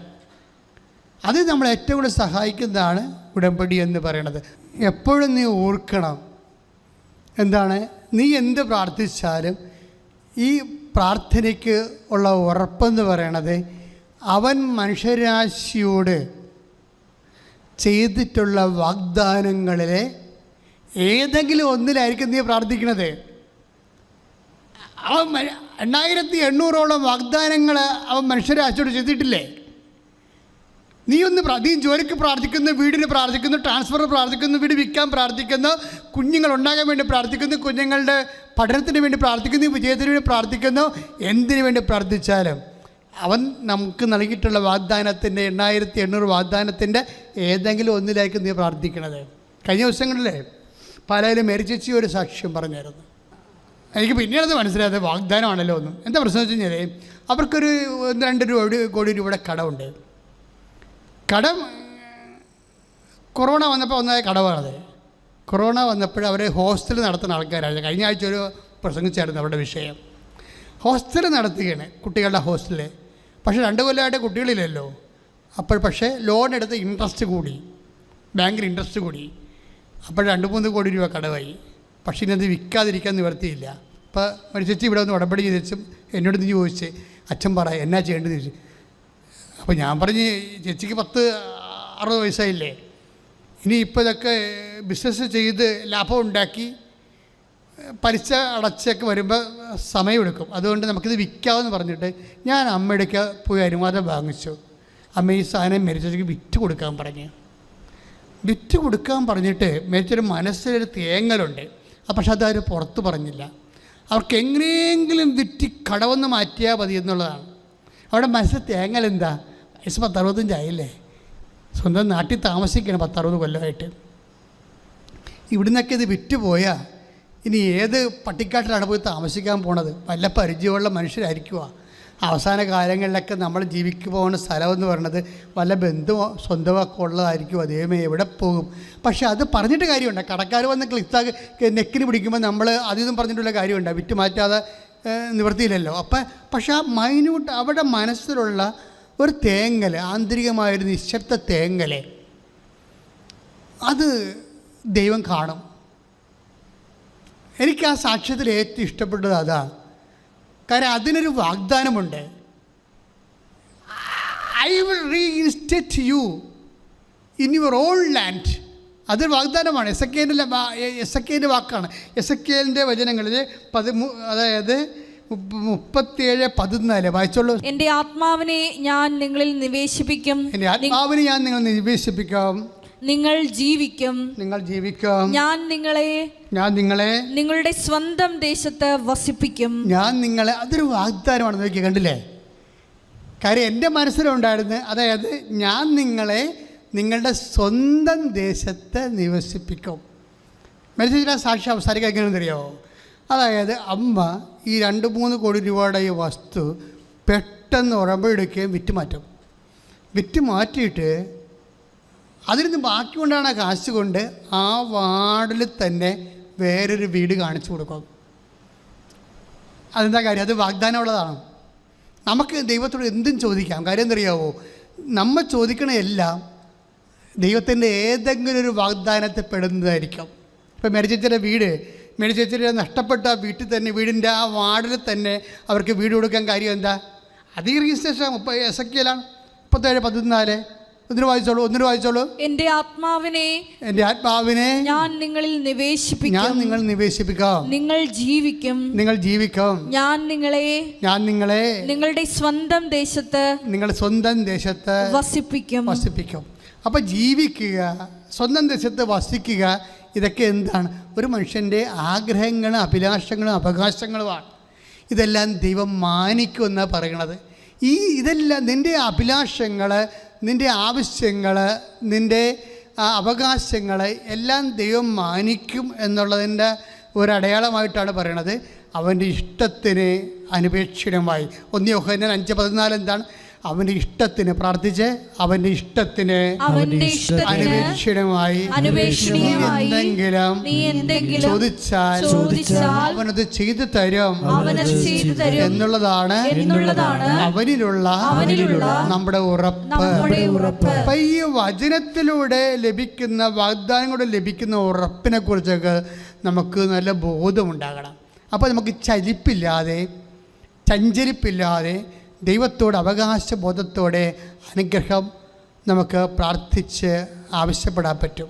പക്ഷേ എപ്പോഴും ആവശ്യപ്പെടുമ്പോൾ നമ്മൾ ശ്രദ്ധിക്കേണ്ട കാര്യം, നമുക്ക് ഒരു ഭാവി വേണമെന്ന് ദൈവം ആഗ്രഹിക്കുന്നുണ്ട്. അത് എല്ലാ വാഗ്ദാനങ്ങളുടെയും പദ്ധതിയുടെ ഒരു ഭാഗമാണ്. നമുക്ക് ശാശ്വതമായ ഒരു ഭാവി വേണമെന്ന് ഉള്ള ദൈവത്തിൻ്റെ ആഗ്രഹം. കാര്യം വാഗ്ദാനങ്ങളെല്ലാം പദ്ധതിയാണ്. ഇപ്പം ജെറമിയ 29:11 പദ്ധതിയെക്കുറിച്ച് പറയണതാണ്. കർത്താവ് അരുളി ചെയ്യുന്നു, നിങ്ങളെക്കുറിച്ചുള്ള പദ്ധതി എൻ്റെ മനസ്സിലുണ്ട്. നിങ്ങളുടെ നാശത്തിനല്ല ക്ഷേമത്തിനുള്ള പദ്ധതി. നിങ്ങൾക്ക് ശുഭമായ ഭാവിയും പ്രത്യാശയും നൽകുന്ന പദ്ധതി. ഇവിടെയാണ് ഈ വചനം നമുക്ക് എപ്പോഴും കേൾക്കുന്നതാണ്. നമ്മൾ ജെറമിയ 29:11 എന്താണ്? നിന്നെക്കുറിച്ചൊരു പദ്ധതി ഉണ്ടെന്ന്. അതെല്ലാം എപ്പോഴും എല്ലാ ജനകേന്ദ്രങ്ങളിലും നമ്മൾ കേൾക്കുന്നതാണ്. പക്ഷേ ഇതിൻ്റെ അവസാനം പറഞ്ഞിരിക്കുന്നത് എന്താണെന്ന് നോക്കിയേ. എന്താണ്? വെറുതെ പദ്ധതിയല്ല, നിങ്ങൾക്ക് ശുഭമായ ഭാവിയും പിന്നെ എന്താ ഉള്ളത്? പ്രത്യാശയും നൽകുന്ന പദ്ധതി. അപ്പോൾ ദൈവികമായ പദ്ധതിയാണെങ്കിൽ തീർച്ചയായിട്ടും ഭാവി ശുഭമായ ഭാവിയായിരിക്കും. നിത്യതയാണ് ഉദ്ദേശിക്കുന്നത്. എല്ലാ പദ്ധതിയുടെ പിന്നിലും അത് ദൈവികമായ പദ്ധതിയാണെങ്കിൽ അത് നിത്യത ഉറപ്പുവരുത്തിയിരിക്കും. എല്ലാ പദ്ധതിപ്പത്തിൻ്റെ ജോലി, വീട്, വിവാഹം, മക്കൾ ഉണ്ടാവാത്തത് എന്ത് വിഷയമായാലും അതെല്ലാം ദൈവത്തിൻ്റെ പദ്ധതി പ്രകാരമാകുമ്പോഴേ അതിൽ നിത്യത അതിൻ്റെ കവറേജിൻ്റെ ഭാഗമായിട്ടിരിക്കും. ശുഭമായ ഭാവിയാണ്. മനുഷ്യരാശിയുടെ ശുഭമായ ഭാവി എന്ന് പറഞ്ഞാൽ എന്താണ്? നിത്യതയാണ്. സിമ്പിളല്ലേ? നമുക്ക് ഇവിടെ ഭൂമിയിലെ ആർക്കെന്ത് ഭാവി കിട്ടിയിട്ട് എന്ത് കാര്യം കൂടിപ്പോൾ 75 കൊല്ലത്തെ ഭാവിയല്ലേ ഉള്ളൂ. 75 കൊല്ലം ദൈവത്തിൻ്റെ തിരുസന്നിധിയിൽ ഒരു ശ്വാസത്തിൻ്റെ സമയം പോലും ഇല്ല. ഒരു ശ്വാസത്തിൻ്റെ സമയം പോലും ഇല്ലാത്തവന് ഭാവി ഉണ്ടാക്കി കൊടുത്തിട്ട് എന്നാ കാര്യമിരിക്കണത്? ഇപ്പോൾ വചനം ശുഭമായ ഭാവി എന്ന് പറയുന്നത് എന്താണ്? നിത്യതയാണ്. പ്രിയമുള്ളവരെ, നമ്മൾ ശുഭമായ ഭാവി എന്ന് പറയണത് ദൈവത്തിൻ്റെ കൂടെയുള്ള നിത്യമായ ജീവിതത്തെയാണെന്നാണ് പരിശുദ്ധാത്മാവ് ഇപ്പോഴ് വ്യാഖ്യാനിച്ചത്. ഇത് ഓൺലൈനിൽ പരിശുദ്ധാത്മാവ് നൽകിയിട്ടുള്ള ഒരു അറിവ് ഞാൻ നിങ്ങളോട് പങ്കുവെച്ചതേ ഉള്ളൂ. പക്ഷേ അതുകൊണ്ടാണ് ചില കാര്യങ്ങൾ നമുക്ക് ലഭിക്കാതിരിക്കാനും കാരണം. ഈ നിത്യത എന്നുള്ള കണ്ടൻറ്റ് ഇതിലുള്ളത് കൊണ്ടാണ് ചില കാര്യങ്ങൾ നമ്മൾ ചോദിച്ചിട്ട് കിട്ടാത്തതിൻ്റെ കാരണം. കാര്യം എന്താണ്? അത് കിട്ടിയാൽ ചിലപ്പോൾ നിൻ്റെ ആത്മാവ് ദൈവത്തിന് നഷ്ടപ്പെട്ടെന്ന് വരും. കാര്യം നിത്യത എന്നുള്ള കണ്ടൻറ്റ് കിടക്കുന്ന നിൻ്റെ ദൈവികമായ പദ്ധതി ഉള്ളിടത്തോളം കാലം പല കാര്യങ്ങൾക്കും അനുഗ്രഹത്തിന് പകരം അഭിഷേകമേ കിട്ടത്തുള്ളൂ. ദൈവത്തിൽ നിന്ന് 2 ആനുകൂല്യങ്ങളാണ് മനുഷ്യന് കിട്ടുന്നത്. ഒന്നെന്താണ്? അനുഗ്രഹം. കേൾക്കുന്ന പ്രാർത്ഥനയ്ക്കാണ് അനുഗ്രഹം കിട്ടുന്നത്. കേൾക്കാത്ത പ്രാർത്ഥനയ്ക്ക് അഭിഷേകമാണ് കിട്ടുന്നത്.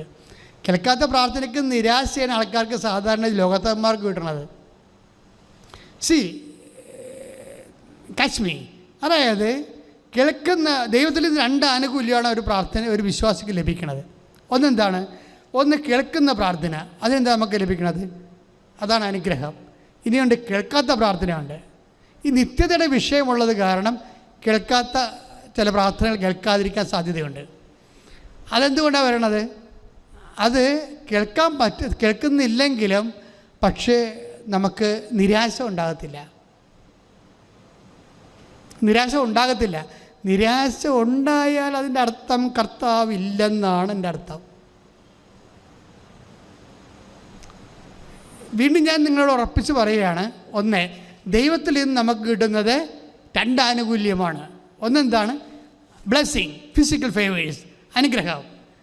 പിന്നെ എന്താണ്? അത് കേൾക്കുന്ന പ്രാർത്ഥനയ്ക്കാണ് ബ്ലെസ്സിങ്സ് എന്ന് പറയുന്നത്. ഇനി കേൾക്കാത്ത പ്രാർത്ഥനയുണ്ട്. അതെന്താണ്? ഈ നമ്മൾ നേരത്തെ വായിച്ച ഐസയായില്ലേ, ജെറമ്യാ 29:11 ശാശ്വതമായ ഭാവി എന്ന് പറയുന്ന കൂട്ടത്തിലുള്ള നിത്യതയുടെ കണ്ടന്റ് അപകടത്തിലാകണമെങ്കിൽ ദൈവം ആ അനുഗ്രഹം നിനക്ക് തരത്തില്ല. ഈ അനുഗ്രഹം തരാതെ വരുമ്പോൾ സ്വാഭാവികമായിട്ട് നമുക്ക് ദൈവം പിന്നെ എന്താണ് അവിടെ ചെയ്യണത്? നിൻ്റെ നിരാശ മാറ്റിയിട്ട് അവിടെ നിനക്ക് അഭിഷേകം തരും. പക്ഷെ നിനക്ക് അഭിഷേകം കിട്ടുന്നില്ല, നിനക്ക് നിരാശ തന്നെയാണ് തോന്നണമെന്നുണ്ടെങ്കിൽ നീ ടോട്ടലായിട്ട് നീ ഫെയിലിയറായി. എന്താ കാര്യം? നിരാശ ഒരു കാരണവശാലും നിരാശ നിങ്ങൾക്ക് ഉണ്ടാകത്തില്ലെന്ന് വാഗ്ദാനത്തിൻ്റെ ഭാഗമാണ്. ഒരു കാരണവശാലും നിങ്ങൾക്ക് നിരാശ ഉണ്ടാകത്തില്ല. ഇത് നിയമാവർത്തനത്തിൽ നമ്മൾ വായിക്കുന്നതാണ്. നിയമാവർത്തനം 31. ശ്രുതിക്കട്ടെ ഹല്ലേലൂയ. നിയമാവർത്തനം 31:6. ശക്തരും ധീരരുമായിരിക്കുവിൻ. ശക്തനും ധീരനുമായിരിക്കുവിൻ. ഭയപ്പെടേണ്ട. അവരെ പ്രതി പരിഭ്രമിക്കുകയും വേണ്ട. എന്തെന്നാൽ നിങ്ങളുടെ ദൈവമായ കർത്താവാണ് കൂടെ വരുന്നത്. അവിടുന്ന് നിങ്ങളെ നിരാശപ്പെടുത്തുകയോ പരിത്യജിക്കുകയോ ഇല്ല. ഈ കൊടുത്ത പോയിന്റ് പിടികിട്ടിയ നിരാശ ഇവിടെ ഒരു വിഷയമാണ്. നിയമാവർത്തനം 31:6 ദൈവത്തിൻ്റെ വാഗ്ദാനത്തിൻ്റെ ഒരു ഭാഗമാണ് അവിടുന്ന് നിങ്ങളെ നിരാശപ്പെടുത്തത്തില്ലെന്ന്. That means if you feel this despair that God is not with you, that is a sign. അതിൻ്റെ അർത്ഥം നിനക്ക് ഈ പരീക്ഷയ്ക്ക് തോറ്റു, നിനക്ക് നിരാശയായി, നീ വിചാരിച്ച വസ്തു വിറ്റില്ല, നിരാശയായി, നീ ഉറപ്പിച്ചു വെച്ച കല്യാണം പോയി, നിരാശയായി. ദാറ്റ് മീൻസ് ദൈവം എന്താ പറഞ്ഞിരിക്കുന്നത്? നിനക്ക് നിരാശ ഉണ്ടാവത്തില്ലെന്നാണ് പറഞ്ഞിരിക്കുന്നത്. Yet you are feeling this despair, that means you are away from God's presence. എന്താണ്? ഞാൻ നിങ്ങളുടെ ആ വചനം കണ്ടില്ലേ? ആ വചനം എന്താണ്? ഞാൻ ശക്തനും ധീരനും. നിയമാവർത്തനം 31:6 എന്ന് വായിച്ച്, ശക്തരും ധീരരുമായിരിക്കുക. ഭയപ്പെടേണ്ട. അവരെ പ്രതി പരിഭ്രമിക്കുകയും വേണ്ട. എന്തെന്നാൽ നിങ്ങളുടെ ദൈവമായ കർത്താവാണ് കൂടെ വരുന്നത്. അവിടുന്ന് നിങ്ങളെ നിരാശപ്പെടുത്തുകയോ പരിത്യജിക്കുകയോ ഇല്ല. This is a promise. ഈ വാഗ്ദാനങ്ങളാണ് നമ്മുടെ ഉറപ്പ്. എന്താണ്? നമ്മളിപ്പോൾ പരീക്ഷയ്ക്ക് തോക്കാം, അല്ലെങ്കിൽ വിചാരിച്ച വസ്തു വിറ്റ് പോയില്ല, കടക്കാർ നമ്മൾ ആ ഡേറ്റ് പറഞ്ഞ് നിർത്തിയിരിക്കുകയായിരുന്നു, പക്ഷേ വിറ്റ് പോകാത്ത കാരണം കടക്കാർ പിന്നെ ഇളകാൻ തുടങ്ങി. അതുപോലെ തന്നെ നമ്മൾ വിചാരിച്ച ജോലി ഇൻ്റർവ്യൂവിൻ്റെ സമയത്ത് ആ ജോലി കയ്യിൽ നിന്ന് പോയി. അപ്പോൾ സ്വാഭാവികമായിട്ടും നിങ്ങൾ ജോലിയാണ് ദൈവമെന്നും പറഞ്ഞിരുന്നെങ്കിൽ നിങ്ങൾക്ക് നിരാശ ഉണ്ടാകും. പക്ഷെ ജോലിയല്ല, എൻ്റെ ദൈവമാണ് വലുതെങ്കിൽ സ്വാഭാവികമായിട്ടും നിരാശ ഉണ്ടാകത്തില്ല. എന്താ കാര്യം? ദൈവത്തിൻ്റെ സാന്നിധ്യം നീ ഫീൽ ചെയ്യുമ്പോൾ നിനക്കറിയാൻ പറ്റും, ഇതല്ലെങ്കിൽ വേറെ മാർഗം എൻ്റെ ദൈവം എനിക്ക് കാണിച്ചു തരും. അങ്ങനെ ദൈവത്തിൻ്റെ പ്രസൻസിനെ കുറിച്ച് ഫീൽ ചെയ്യാത്ത ആൾക്കാർക്കാണ് നിരാശ ഉണ്ടാകണത്. നീ 70 കൊല്ലം ക്രിസ്ത്യാനിയായിട്ട് ഇപ്പോഴും നിരാശ ഉണ്ടെങ്കിൽ ഞാൻ പറഞ്ഞാൽ നീ വേറെ വല്ല പണിക്കുമ്പോഴെന്ന് ഞാൻ പറയത്തുള്ളൂ. You useless chap. എന്താ കാര്യം? ഇതൊരു ആന്തരിക അഭിഷേകത്തിൻ്റെ വിഷയമാണ്. ഈ പ്രസൻസ് ആൻഡ് അനോയിൻറ്റിങ് സെയിം സബ്ജക്റ്റാണ്. ഇപ്പോൾ ദൈവം നമ്മുടെ കൂടെ വരും എന്നുള്ളത് എന്താണ്? ഞാനൊരു കാരണവശാലും നിങ്ങളെ തള്ളിക്കളയത്തില്ല. At any cost will not abandon you. ഇത് ആദ്യം മുതലേ പറഞ്ഞിട്ടുള്ളതല്ലേ? ഉൽപ്പത്തി 9:11. ഉൽപ്പത്തി പുസ്തകം 9-ാം അധ്യായം 11-ാമത്തെ വാക്യം എന്താണ് പറഞ്ഞിരിക്കുന്നത്? അതൊരു വാഗ്ദാനമാണ്. പറഞ്ഞെന്താണ്? വായിച്ചോളൂ. നിങ്ങളുമായുള്ള എൻ്റെ ഉടമ്പടി ഞാൻ നിങ്ങളുമായുള്ള എൻ്റെ ഉടമ്പടി ഞാൻ ഉറപ്പിക്കുന്നു. ഇനി ഒരിക്കലും വെള്ളപ്പൊക്കം കൊണ്ട് ജീവജാലങ്ങളെല്ലാം നശിക്കാൻ ഇടവരികയില്ല. കണ്ടില്ലേ? അപ്പോഴേ നമ്മളിനി എന്തെല്ലാം നമ്മുടെ കയ്യിൽ എന്തെങ്കിലും ദൈവത്തിൽ നിന്നൊക്കെ അകന്നു പോയാലും, പാപകരമായ ജീവിതത്തിൽ അകപ്പെട്ടു പോയാലും ദൈവം നശിപ്പിക്കത്തില്ല എന്ന് പറഞ്ഞൊരു വാഗ്ദാനമാണത്. ദൈവം നമ്മളെ ഫിസിക്കലായിട്ട് നശിപ്പിക്കത്തില്ല എന്നൊരു വാഗ്ദാനമുണ്ടത്. ഈ വാഗ്ദാനത്തിന് ചുവട് പിടിച്ചാണ് നിയമാവർത്തനമൊക്കെ എഴുതിയിരിക്കുന്നത്. ഇപ്പം നിയമാവർത്തനം നമ്മളെ വായിച്ചു 31:6. ശക്തരും ധീരരുമായിരിക്കുവേൻ, ഭയപ്പെടേണ്ട, അവരെ പ്രതി പരിഭ്രമിക്കുകയും വേണ്ട. എന്തെന്നാൽ നിങ്ങളുടെ ദൈവമായ കർത്താവാണ് കൂടെ വരുന്നത്. അവിടുന്ന് നിങ്ങളെ നിരാശപ്പെടുത്തുകയോ പരിത്യജിക്കുകയോ ഇല്ല. അതായത് ദൈവമായ കർത്താവാണ് കൂടെ വരുന്നത്. വാഗ്ദാനത്തിൻ്റെ ഭാഗമാണത്. ഈ ഉടമ്പടിയിൽ ഒത്തിരിയേറെ മനുഷ്യരെ ദൈവത്തിൻ്റെ സാന്നിധ്യം അനുഭവിക്കുന്നവരെ ആണ് നിരാശയില്ലാതെ. ഇതാണ് ഞാൻ പറഞ്ഞത്. ദൈവത്തിൽ നമുക്ക് 2 ആനുകൂല്യം ലഭിക്കുന്നു. ഒന്ന് ഫിസിക്കൽ ഫേവേഴ്സ്, ഭൗതിക അനുഗ്രഹങ്ങളെന്ന് പറയുന്നു. രണ്ടാമത്തത് എന്താണ്? The presence of God. അത് വാഗ്ദാനത്തിൻ്റെ ഭാഗമാണ്. എന്നിട്ട് ദൈവത്തിൻ്റെ പ്രസൻസ്, ഈ ദൈവത്തിൻ്റെ പ്രസൻസ് എന്തുകൊണ്ടാണ് നമ്മൾ നിയമാവർത്തനം 31:6 നിങ്ങൾ നിരാശപ്പെടുകയില്ലെന്ന് പറയാൻ കാരണം വെച്ച് കഴിഞ്ഞാൽ, ആ നിരാശയുടെ സ്പേസിൽ പ്രസൻസ് ഓഫ് ഗോഡ് ആ വ്യക്തി ഫീൽ ചെയ്യുന്നത് കൊണ്ടാണ്. ദൈവത്തെ അയാൾ ഫീൽ ചെയ്യുകയാണ്. അതാണ് നിരാശ തോന്നാത്തത്. നമുക്ക് ദൈവത്തെ ഫീൽ ചെയ്യുന്നില്ല എന്നുണ്ടെങ്കിൽ ഓട്ടോമാറ്റിക്കായിട്ട് വെളിച്ചമില്ലെങ്കിൽ ഇരുട്ട് ഇപ്സോ ഫാക്ടോ, അല്ലേ? വെളിച്ചമില്ലെങ്കിൽ ഇരുട്ട് ഇപ്സോ ഫാക്ടോ, ഇരുട്ട് തീർച്ചയായിട്ടും ഉണ്ടാകും. അതിൻ്റെ അർത്ഥം എന്ന് വെച്ച് കഴിഞ്ഞാൽ എപ്പോഴും ഉടമ്പടി എടുക്കുന്നവർ ദൈവത്തിനെയാണ് അൾട്ടിമേറ്റ് ആവശ്യമായിട്ട് കരുതേണ്ടത്. മനസ്സിലായില്ലേ? ഭൗതിക ആനുകൂല്യങ്ങളൊക്കെ ഉണ്ട്. എൻ്റെ ഏറ്റവും അൾട്ടിമേറ്റ് ആവശ്യം എന്താണ്? അതുകൊണ്ടാണ് 1 യോഹന്നാൻ 5:44 അവൻ്റെ തിരുഹിതം അനുസരിച്ചാണ് നമ്മൾ എന്തെങ്കിലും ചോദിച്ചാൽ നമുക്കത് ലഭിക്കുമെന്നുള്ളതാണ് അവൻ്റെ ഏറ്റവും വലിയ ഉറപ്പെന്ന് പറയുന്നത്. അവൻ്റെ അൾട്ടിമേറ്റ് അവൻ്റെ മനസ്സിലിരിപ്പ് എന്താണ്? അവൻ്റെ സാന്നിധ്യം നമ്മൾ അനുഭവിക്കണം എന്നുള്ളതാണ്. The presence of God. ശക്തനും ധീരനുമായിരിക്കാൻ വേണ്ടി പറയുമ്പോഴും ഫീൽ ചെയ്യുന്നത് എന്താണ്? ഞാൻ നിങ്ങളുടെ കൂടെ വരുമെന്നുള്ളതാണ്. ഒരു വ്യക്തി ഉടമ്പടി എടുക്കുമ്പോൾ അവന് അനുഗ്രഹം ലഭിക്കാം, ഫിസിക്കൽ ഫേവേഴ്സ്. രണ്ടാമത്തത് എന്താണ്? അത് കേൾക്കുന്ന പ്രാർത്ഥനയാണ്. കേൾക്കാത്ത പ്രാർത്ഥനയിൽ അവൻ ചോദിച്ച കാര്യം കിട്ടത്തില്ല. പക്ഷേ വേറെ എന്ത് കിട്ടും? ദൈവത്തെ കിട്ടും. ദൈവത്തെ കിട്ടുന്നില്ലെങ്കിൽ അവന് സ്വാഭാവിക നിരാശ ഉണ്ടാകും. നിരാശ ഉണ്ടാകുമെങ്കിൽ അതിനർത്ഥം അവൻ ദൈവത്തെ കിട്ടിയിട്ടില്ലെന്ന അർത്ഥം. This is covenant. പ്രീഡിയോ കഴിഞ്ഞ ദിവസങ്ങളിൽ ഒരു സാക്ഷ്യം ഉണ്ടായത്. സാക്ഷി ഇതാണ്, അജയ് തോമസിൻ്റെ സാക്ഷ്യം. ഞാൻ ആദ്യം പറഞ്ഞില്ലേ, അജയ് തോമസിൻ്റെ സാക്ഷ്യം എന്തുകൊണ്ടാണ് വേറിട്ട ഒരു വ്യത്യസ്തമായ സാക്ഷ്യമാണെന്ന് വെച്ച് കഴിഞ്ഞാൽ, ഇവൻ അവസാനം പറയുന്ന കുറച്ച് കാര്യങ്ങളാണ്. അതിലൊന്ന്, കുറേ കാര്യങ്ങൾ ആ സാക്ഷ്യത്തിലുണ്ട്. അതിൽ ഒരെണ്ണം എന്ന് പറയണത്, ഈ വ്യക്തി IELTS തോറ്റുപോകുകയല്ല, പ്രതീക്ഷിക്കണ മാർക്ക് കിട്ടിയില്ല. ഏതാണ്ട് 6.5 ഏതാണ്ട് കിട്ടി. അല്ലെങ്കിൽ അതുകൊണ്ട് 7-8 ഉദ്ദേശിച്ചത്. 8 ആണ് സ്കോർ ഉദ്ദേശിച്ചത്. 8, 7, 7.5 സ്കോർ ഉദ്ദേശിച്ചത്. പക്ഷേ അയാൾക്ക് കിട്ടിയത് 6.5 ആണ്. പക്ഷേ അതല്ല, അതിൻ്റെ വല്ല റീവാലുവേഷൻ കൊടുക്കാനോ അല്ലെങ്കിൽ മറ്റോ കാര്യത്തിൽ ഒന്നും പുള്ളി റെഡിയല്ല.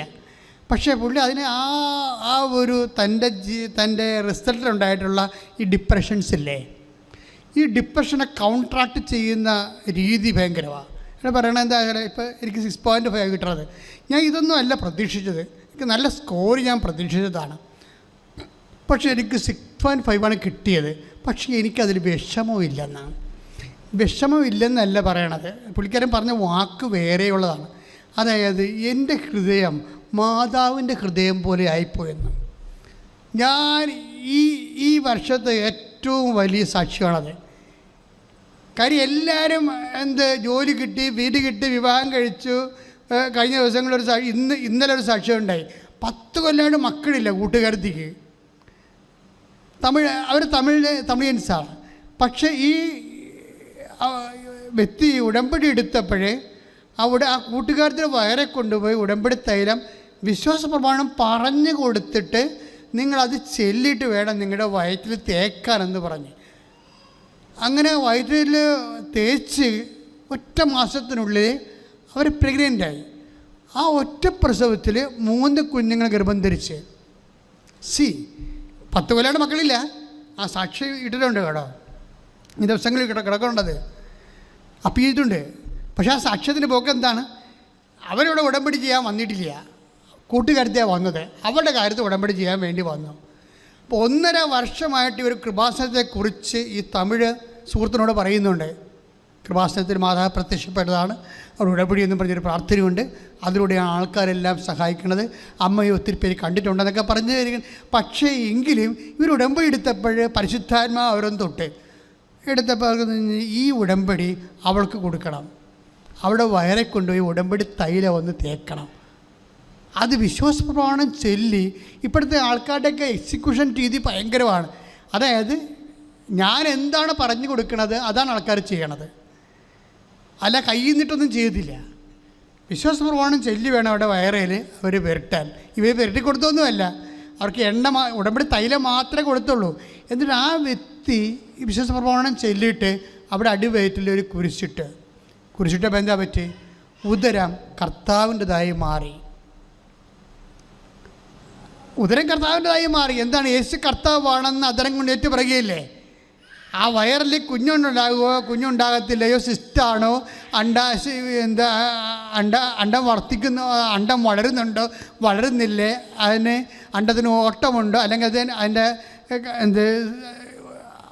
കോഡ് കറക്റ്റാണോ ബ്ലോക്കാണോ, ഇങ്ങനെയുള്ള കാര്യങ്ങളൊന്നുമല്ല പ്രശ്നം. എന്താണ്? അതൊന്നുമല്ല കർത്താവ്. നിൻ്റെ ഗർഭാശയത്തിൽ സിസ്റ്റല്ല നിൻ്റെ ചിന്തയിൽ ചിലപ്പോഴേ കർത്താവായിട്ടിരിക്കണം, അതായിരിക്കും. പക്ഷേ യേശുവാണ് കർത്താവ്. യേശു കർത്താവ് എന്ന് പറയുമ്പോൾ ആരാണത്? മരണത്തെ ജയിച്ചവനാണ്. ഒരു മനുഷ്യന് സംഭവിക്കാവുന്ന ഏറ്റവും വലിയ വിഷയം മരണമാണല്ലോ. രോഗമായാലും ക്ഷീണമായാലും കടമായാലും ultimate what happen to death, അല്ലേ? ആ ഡെത്തിനെ പോലും, ആ മരണത്തെ അതിജീവിച്ചതാണ് യേശു. യേശു കർത്താവ് എന്ന് പറയുമ്പോൾ മരണത്തിൻ്റെ അതിനാഥൻ എന്നാണ് എൻ്റെ അർത്ഥം. അപ്പം മരിച്ചു കിടക്കണ, ചത്ത് കിടക്കണ ഗർഭപാത്രം ഉടനെ ചാടി എഴുന്നേക്കുകയാണ്, ജീവൻ വെക്കണത്. ആ ജീവൻ വെച്ചിട്ട് അതിനകത്ത് 3 കുഞ്ഞുങ്ങളെ ദൈവം ഉൽപ്പാദിപ്പിക്കുകയാണ്. ഇത് ബൈബിൾ ടൈംസിനേക്കാൾ ഭയങ്കരമാണ് സംഭവം. ബൈബിൾ ടൈംസിൽ പോലും ഇത്തരം ഒരു സാക്ഷ്യം ബൈബിളിലില്ല. ഉണ്ടോ? 10 കൊല്ലം മക്കളായിട്ടില്ല എന്നിട്ട് ഗർഭപാത്രത്തിൽ 3 കുഞ്ഞുങ്ങളെ കിട്ടിയ സാക്ഷ്യം ബൈബിളില്ലല്ലോ. അത് ഈശോ പറഞ്ഞതാണ്. ഞാൻ എൻ്റെ പിതാവിൻ്റെ അടുക്കലേക്ക് പോകുന്നത് കൊണ്ട് ഇതിനേക്കാൾ വലിയ കാര്യങ്ങൾ നിങ്ങൾ ചെയ്യുമെന്ന് ഈശോ പറഞ്ഞത് അത് വാഗ്ദാനത്തിൻ്റെ ഭാഗമാണ്. നമുക്ക് എന്തെങ്കിലും സംഭവിക്കുന്നുണ്ടെങ്കിൽ അവർക്ക് ദൈവപദരെ അതെല്ലാം ഈശോയുടെ വാഗ്ദാനത്തിൻ്റെ ഭാഗമാണ്. ഈ വാഗ്ദാനത്തിൻ്റെ അടിസ്ഥാനം എന്താണ്? അതാണ് യാക്കോബ് 2:5 ഞാൻ പറഞ്ഞത്. ദൈവത്തിൻ്റെ സ്നേഹമാണ്. ദൈവത്തിൻ്റെ സ്നേഹമാണ്. Receive Jesus Christ and get saved. അതാണല്ലേ ദൈവം പറയണത്. ഓരോ അനുഗ്രഹത്തിലൂടെ, ഓരോ അടയാളത്തിലൂടെ പറയുന്നത് എന്താണ്? എൻ്റെ പുത്രനെ സ്വീകരിക്കുക, നിത്യരക്ഷ പ്രാപിക്കുക. Very simple. എൻ്റെ പുത്രനെ സ്വീകരിക്കുക, നിത്യരക്ഷ പ്രാപിക്കുക. ചെറിയ അടയാളം പോലെ വലിയ അടയാളം വരെ ആകുമ്പോൾ ശാശ്വതമായ ഭാവി ആയില്ലേ? ഐസയ 29:11 ശാശ്വതമായ ഭാവി എന്ന് പറയുന്നത് എന്താണ്? നിത്യമായ ജീവിതം കർത്താവിൻ്റെ കൂടെയല്ലേ? ആ നിത്യമായ ജീവിതത്തിൻ്റെ അച്ചാരമായിട്ടാണ് the presence of God work ചെയ്യുന്നത്. നീ ഉടമ്പടി ദൈവമായിട്ട് ചെയ്യുമ്പോൾ നിനക്ക് എന്താ കിട്ടുന്നത്? Presence of God. കേൾക്കാത്ത പ്രാർത്ഥന, കേൾക്കുന്ന പ്രാർത്ഥനയ്ക്ക് cash and kind and blessings and physical favours by God. നമുക്കത് കിട്ടണത് അതാണ്. പക്ഷേ കേൾക്കാത്ത പ്രാർത്ഥനയ്ക്ക് എന്താണ്? നിനക്ക് നിരാശ തോന്നണില്ലെങ്കിലേ. അതാണ് അജയ് പറയണത്. എന്താ അജയ് പറയണത്? എനിക്ക് മാർക്ക് കുറഞ്ഞു പോയി, പക്ഷേ എനിക്കത് ഫീൽ ചെയ്തില്ല. അതാണ് സംഭവം. കാര്യം means he got anointed. He's anointed. കാര്യം എന്താണ്? അവൻ പ്രതീക്ഷിച്ച 8 മാർക്ക് സ്കോറ് ആ ബാൻഡ് കിട്ടിയില്ല. കിട്ടിയത് 6.5 ആണ്. പക്ഷേ അയാൾക്ക് 9 മാർക്ക് കിട്ടിയതിൻ്റെ ഫീലിങ്ങിലാണ് പുള്ളിക്ക് അഭിഷേകം കിട്ടിയിരിക്കുന്നത്. ഇതെന്താ കാര്യം? ഇത് പ്രസൻസ് ഓഫ് ഗോഡാണ്. പ്രസൻസ് ഓഫ് ഗോഡ് എന്ന് വെച്ചാൽ സാന്നിധ്യം. നമുക്കൊരു ഈടറിവ് സംഭവിക്കുകയും നമുക്കത് ഫീൽ ചെയ്യാതിരിക്കുകയും ചെയ്യുമ്പോൾ ഓർക്കുക, the God is with you. കർത്താവ് നിൻ്റെ കൂടെയാണെന്ന്. എന്താ കാര്യം എന്നറിയാവോ? നീ അഗ്നിയിലൂടെ നടക്കും, അഗ്നി നിന്നെ വിഴുങ്ങത്തില്ലെന്നൊരു വചനമില്ലേ? ഐസിയ വചനം. അതിൻ്റെ കാരണം എന്താ? എപ്പോഴും നമ്മൾ ധ്യാനകേന്ദ്രങ്ങളിലൂടെയൊക്കെ കേൾക്കുന്നതാണ്. നീ സമുദ്രത്തിലൂടെ പോകും, സമുദ്രം നിന്നെ വിഴുങ്ങത്തില്ല. അഗ്നിയിലൂടെ നീ കടക്കും, അഗ്നി നിന്നെ വിഴുങ്ങത്തില്ല. What's the reason? അതിൻ്റെ കാരണം എന്താണെന്ന് പറയുമോ? കാരണം അവിടെ ബൈബിൾ എഴുതിയിട്ടുണ്ട്, അത് പറയത്തില്ല. അതെന്താ കാരണം? I will come with you, that is the reason, my presence. Isaiah 43:2 വായിച്ചോളൂ. സമുദ്രത്തിലൂടെ കടന്നു പോകുമ്പോൾ ഞാൻ നിന്നോട് കൂടെ ഉണ്ടായിരിക്കും. നദികൾ കടക്കുമ്പോൾ അത് നിന്നെ മുക്കിക്കളയുകയില്ല. അഗ്നിയിലൂടെ നടന്നാലും നിനക്ക് പൊള്ളലേൽക്കുകയില്ല. ജ്വാല നിന്നെ ദഹിപ്പിക്കുകയുമില്ല. കാരണം എന്താ? അതിന്റെ കാരണം എന്താണ്? അഗ്നിയിലൂടെ നടക്കുന്നു, അഗ്നിനെ വിഴുങ്ങുന്നില്ല. നീ സമുദ്രത്തിലൂടെ പോകുന്നു, സമുദ്രം നിന്നെ വിഴുങ്ങുന്നില്ല. What's reason? I am with you. ഞാൻ നിന്റെ കൂടെയുണ്ട്. വായിച്ചോളൂ. സമുദ്രത്തിലൂടെ കടന്നു പോകുമ്പോൾ ഞാൻ നിന്നോട് കൂടെ ഉണ്ടായിരിക്കും. That's A reason. ഞാൻ നിന്നോട് കൂടെ ഉണ്ടായിരിക്കും. ഞാൻ നിങ്ങളോട് പറഞ്ഞില്ലേ, ഉടമ്പടി എടുക്കുമ്പോൾ ഒരു വ്യക്തിക്ക് ലഭിക്കുന്ന 2 ആനുകൂല്യങ്ങളാണ്. ഒന്ന്, direct blessings and physical favours. അതാണ് ഒന്ന്. അത് ജോലിയായി, വീടായി, വിവാഹമായി, സൗഖ്യമായി അങ്ങനെ പോകുന്നു. ചില കാര്യങ്ങൾ കിട്ടാൻ താമസിക്കുകയോ കിട്ടാതിരിക്കുകയോ ചെയ്യുമ്പോൾ നീ ഓർക്കരുത് അത് കിട്ടിയിട്ടേ ഇല്ല എന്നല്ല ഓർക്കേണ്ടത്. അതിന് പകരം instead the presence of God is, ആ ദൈവത്തിൻ്റെ സാന്നിധ്യമാണ് അതിന് പകരം നിൻ്റെ ഹൃദയത്തിലേക്ക് ദൈവം നൽകുന്നത്.